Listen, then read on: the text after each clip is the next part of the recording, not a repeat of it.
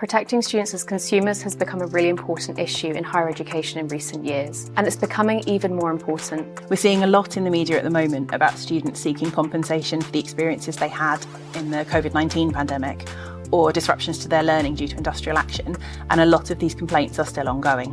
And this is important because it speaks to growing evidence that we're seeing at the OFS about students' experiences. And while most students will have a really positive higher education experience, it's also common that there are disruptions to their learning, like strikes, module changes or cancellations, or reduced contact hours. And actually, in a recent survey of over 1,500 students, more than 75% reported that universities and colleges had failed to deliver on at least some of the commitments made to them. And we've also seen clauses in universities and colleges' terms and conditions which try to unfairly limit their liability when things like pandemics or industrial action disrupt delivery of educational services.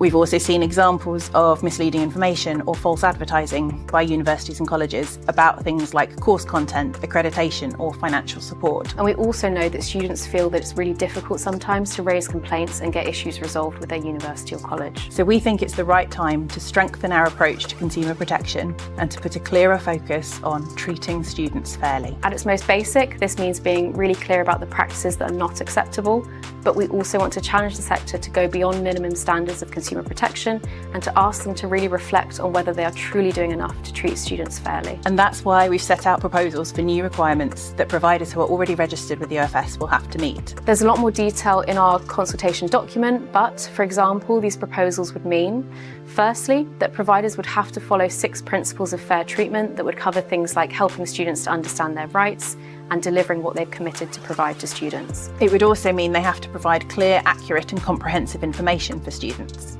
It would clearly prohibit some behaviours like unfair contract terms or practices that discourage students from making complaints. And it would also require universities and colleges to publish all relevant student information in a single place on their website which students can find easily. So please, take a look at what's being proposed and let the Office for Students know what you think.